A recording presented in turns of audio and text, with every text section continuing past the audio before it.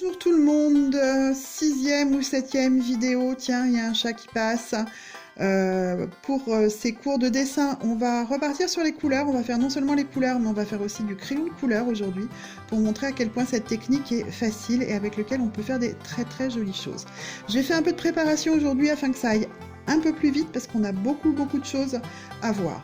Donc ce sera un tuto sur les couleurs, vous avez déjà fait le premier avec les ballons sur les couleurs primaires. Donc là, nous allons faire un peu la classification des couleurs, de manière à ce que vous sachiez à peu près de quoi on parle quand, des fois, sur d'autres vidéos, je vais dire des termes qui sont particuliers. Donc, nous rappelons que les couleurs primaires sont le bleu cyan, le jaune citron et le rose magenta. J'ai remis un rond bleu, c'est et pour faire joli et pour nous faciliter de travail. Pour une fois, je vais tricher. Vous voyez, j'ai sorti mes super beaux crayons de couleur de La Mort qui tue et j'ai sorti en fait toutes les couleurs directement, y compris les couleurs mélangées. Donc nous savons que le bleu et le jaune fait du vert, ça on l'a appris la dernière fois, que le jaune et le rose font de l'orange, on l'a aussi appris la dernière fois, et que le rose et le bleu font du violet. Donc là, nous avons mélangé les couleurs 2 par 2. Quand on est deuxième, on est aussi second. On appelle ça les couleurs secondaires, qui bien évidemment ne s'écrivent pas avec un G, secondaire, mais avec un C. C'est secondaire, et c'est pas un gros mot. C'est les joies de la langue française. Ensuite, nous savons, parce que nous nous souvenons de la vidéo d'avant, que si nous mélangeons les trois couleurs, nous obtenons soit les gammes de marron, soit les gammes de gris. Alors, pourquoi faire ces gris avec les couleurs primaires, alors qu'avec le noir et le blanc, ça marche si bien? Eh bien, tout bonnement, parce que ça permet de faire des gris qui sont beaucoup plus subtils et qui sont beaucoup plus chauds. Le noir et le blanc donnent vraiment un gris qui est très métallique. Donc voilà, donc couleur primaire, couleur secondaire, couleur tertiaire. On a mélangé 3, terre, ça commence pareil par un T, tertiaire. Il y a un autre système de classification des couleurs. Je fais une translation rectiligne de ma feuille. Vous avez vu un peu la mise en scène. Ce sont ce qu'on appelle les couleurs chaudes, jaune, orange, rouge, et toutes les gammes de rouge qui font penser au feu. Et les couleurs froides, les bleus, les verts, et non, on ne se réfère pas à la glace, sinon on aurait que du blanc et du gris, qui en fait sont les couleurs froides. Donc toutes les gammes de bleu, toutes les gammes de vert. Mes élèves, au fur et à mesure des années, régulièrement me demandaient, bah ouais, mais le violet et le marron. Alors, les violets et les marrons, en fait, ça dépend à côté de quoi on les met. Si je mets mon violet bleuté à côté d'un orange, il va paraître froid. Pareil pour des marrons qui tirent un peu au gris, ils vont paraître froids. Si je le mets à côté d'un vert, vous voyez, c'est la même couleur, il va paraître chaud. Donc mes élèves ont fini par appeler ça les couleurs tièdes. Le gris est plutôt classifié en couleur froide, mais c'est pareil, ça dépend comment on équilibre la manière dont on le fait quand on le fait avec les couleurs primaires. Donc ça, c'est un système de classification primaire, secondaire, tertiaire, un premier, chaude, froide, un deuxième, et maintenant nous allons parler d'un autre type de couleur, d'une autre classification qui s'appelle les complémentaires. Je pose ma feuille, je translate dans l'autre sens parce que je suis formidable, et nous voilà devant quelque chose de nouveau. Donc, les complémentaires, nous allons partir simplement des couleurs secondaires aujourd'hui. Donc, violet, vert, orange, on les retrouve. Donc on sait que le violet est fait avec du rouge magenta. Alors je vais en profiter pour vous montrer comment on dessine des ronds. Donc je fais mon rond et pour qu'il soit joli, je fais des petits ronds dedans. Je vous en ferai un à plat, vous verrez tout à fait la différence tout à l'heure. Voilà, on va apprendre plusieurs choses en une, j'aime bien faire ça. Et on sait que c'est du rose magenta avec du bleu. Donc je mets ma petite pastille bleue. Et comme j'ai appris des trucs sur les ombres et les lumières, j'en profite pour... Là, je vais le faire en arc de cercle, en appuyant beaucoup ici, en appuyant moins, en appuyant encore moins, en appuyant pas du tout, et en réappuyant. Profitez du crayon de couleur pour vous entraîner à ça, c'est-à-dire à appuyer, pas appuyer. Quand on a la même couleur et que l'on passe du clair au foncé ou du foncé au clair, on dit qu'on change de valeur. On ne change pas de couleur. Si je mets du bleu dans du rose et que j'obtiens du violet, je change de couleur. Si c'est simplement j'appuie pas, clair foncé, je change de valeur. En fait, en dessin, il y a tout un vocabulaire qui est fait pour s'expliquer, en fait. Hein. C'est pas que pour frimer dans les soirées. Donc, on a dit que le violet était fait avec du bleu et du jaune. Donc, la complémentaire va être la couleur qui manque par rapport au primaire. Donc, on a le bleu, on a le rouge. Donc, celle qui manque, eh ben, c'est le jaune. Donc, le jaune va être la complémentaire du violet. Je vais pas le colorier en entier, hein, parce que sinon, ça va être très long. Mon vert, il est fait avec du jaune. On est toujours d'accord. Alors, tenez... Voilà, donc je colorie en rond, petit patapon. On sait qu'il est fait avec du bleu. Parce qu'on se souvient de notre cours de la dernière fois. Vous avez vu, ça prend tout de suite des allures de bulles, en fait. C'est comme ça qu'on fait des trucs décoratifs vachement faciles, en fait. Parce que là, vous voyez, je rajoute 3 fils, un petit paysage, et puis on a à nouveau nos ballons, où je rajoute un enfant qui souffle dans un truc à bulles, et on est bon. Et donc, la complémentaire du vert, jaune, bleu, ce sera le rouge. Oui, vous avez gagné.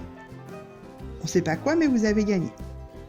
Et pareil, je ne vais pas le faire en entier, parce que sinon on ne va pas s'en sortir. Le orange est fait avec du rouge.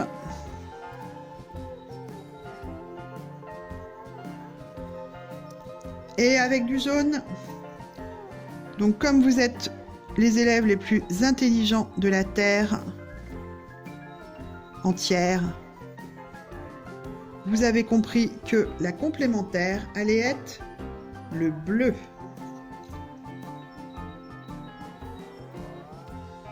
Alors vous allez me dire, t'es gentille Valérie, mais ça sert à quoi? Alors ça sert à plein de choses en fait, que je vais vous montrer après. La première chose qui est assez étonnante, c'est qu'en fait, quand on fait un dessin avec les harmonies de complémentaires, ben bizarrement, l'œil humain aime ça. Alors attention, hein, si vous aimez d'autres gammes de couleurs, ça n'a aucune espèce d'importance, c'est pas de la dictature. Mais on sait que quand on crée un dessin, si on est un peu perdu dans ses couleurs, repassez par la case technique complémentaire est pas complètement bête. Et vous vous rendrez compte qu'effectivement, l'œil aime ça. C'est comme le nombre d'or. Alors le nombre d'or, en fait, c'est un système de proportion. C'est la proportion de nos feuilles à 4. Et c'est pareil, l'œil humain aime. On ne sait pas pourquoi, mais c'est comme ça que ça marche. Donc, déjà, ça sert à faire de l'harmonie des couleurs. Vous verrez que beaucoup de logos sont faits en couleurs complémentaires. Celui d'EDF, c'est du bleu de l'orange. Allez regarder un peu les pubs, vous verrez, c'est marrant. Ça sert déjà à ça. Ça sert à autre chose, ça sert à faire les ombres. Donc là, j'ai dessiné une orange en préalable. Donc, on est d'accord, une orange, c'est une petite peau granuleuse. Donc, je vais faire des petits ronds pour faire mon orange. Je ne vais pas la colorier en entier, parce que sinon, je pense que vous allez me détester prodigieusement. Donc, vous voyez, pareil, je m'entraîne à appuyer, à ne pas appuyer. Je suis partie du principe que ma lumière venait là. Donc, déjà, en préalable, j'ai fait des traits plus foncés ici que là. Même si j'en mettais pas ici, mon œil, il sait que mon orange, elle est en entier. Donc, il va y avoir une vraie ombre à partir de là, parce que là, c'est là où il y a le moins de lumière. J'expliquais à une de mes élèves il n'y a pas longtemps que, imaginez que vous êtes une petite coccinelle sur l'orange. Si la petite coccinelle, elle est là et qu'elle marche, elle est au soleil, et puis plus elle marche là, plus elle est à l'ombre, et là, elle est très très à l'ombre. Et il y a un endroit où il faut vraiment forcer l'ombre, c'est le bas de l'objet lui-même, parce qu'en fait, l'orange est en volume, c'est une boule, et donc cette partie-là, bombée, fait de l'ombre sur cette partie-là. C'est ce qu'on appelle les ombres portées. Et oui, ça a encore un nom. Il y a un vrai lexique de dessin. Donc voilà. Je fais mon ombre. Donc là, et ici, on va appuyer très, très, très peu. Si on veut donner un petit coup d'éclat, on va même se permettre de mettre un petit peu de jaune, la couleur, on va dire, considérée comme la plus claire. Je vais reprendre mes petits ronds pour faire mon granulé. Voilà, et là, à quoi va me servir ma complémentaire? Ma complémentaire qui donc est... L'orange est fait avec du rose et du jaune, donc il manque le bleu et le bleu. Et bien ma complémentaire, je vais venir la mettre sur mes endroits ombrés. Alors pareil, en appuyant très peu là où j'en ai pas besoin. En appuyant de plus en plus. Allez-y, entraînez-vous. Ça, c'est vraiment un geste qui est bien d'apprendre parce qu'il sert au crayon, il sert au pinceau. Apprendre à servir de l'épaisseur, des multiples épaisseurs d'un pinceau en appuyant plus ou moins sur l'outil, c'est très intéressant. Et pareil, là, je vais forcer parce que c'est le posé. Et je peux même me permettre de faire l'ombre de l'orange, de la couleur de l'orange. Vous voyez, c'est ce que j'ai commencé.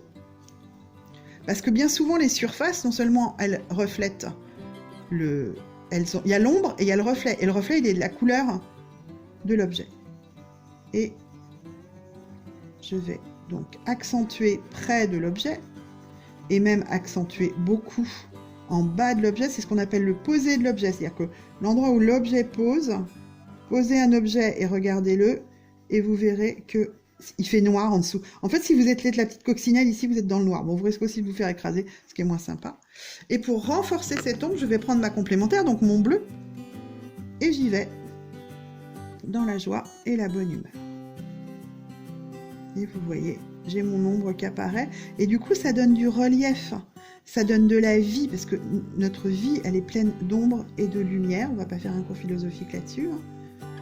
Voilà, mais ça rejoint aussi le cours de perspective, parce que du coup, ça donne du volume.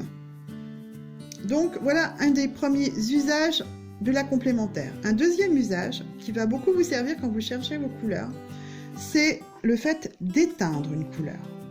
Alors, dans notre vie, les couleurs sont quand même beaucoup moins vives que nos crayons de couleur. Donc, par exemple, je vais faire une feuille. Je ne vais pas m'occuper de la lumière pour le moment. On s'en réoccupera tout à l'heure. Et ma feuille, je vais la faire vert vif. C'est pas facile à dire. Plus le fait que c'est une feuille d'orange. Une feuille d'orange, c'est vernissé. Donc ça va prendre la lumière encore plus. Ça aussi, hein, quand vous ne savez pas pour les ombres et les lumières, demandez-vous en quoi c'est fait. Il est bien évident qu'une feuille d'orange vernissée va prendre beaucoup plus la lumière que, je sais pas moi, une feuille d'ortie qui est pleine de petites poils. Une feuille d'ortie, vous la regardez, elle est limite vert-gris à cause des poils et elle va pas prendre la lumière de la même façon. Donc demandez-vous comment la nature fait en fait. C'est assez simple. Donc voilà. Donc là j'ai une feuille qui est verte qui pète. Je vais arrêter que mon vert pète. Mon vert c'est du jaune, du bleu, la couleur complémentaire c'est le rose. Je prends du rose. Alors attention, là je prends du rose pour vous montrer.